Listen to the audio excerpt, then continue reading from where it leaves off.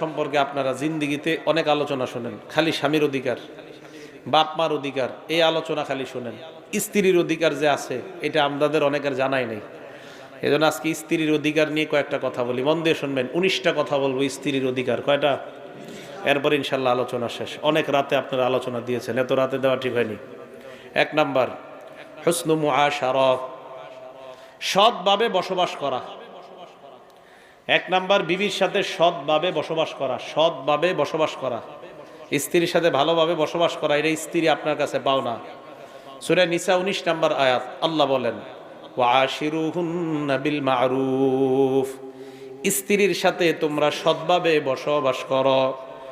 fine কারিহতুমুহুন্না, যদি তোমরা বিবিদেরকে অপছন্দ করো, ফাসা আন তাকরাহু শাইআ, হতে পারে তুমি বিবির যেই বিষয়টা অপছন্দ করো, ওয়াজআলাল্লাহু ফীহি খায়রান কাসীরা,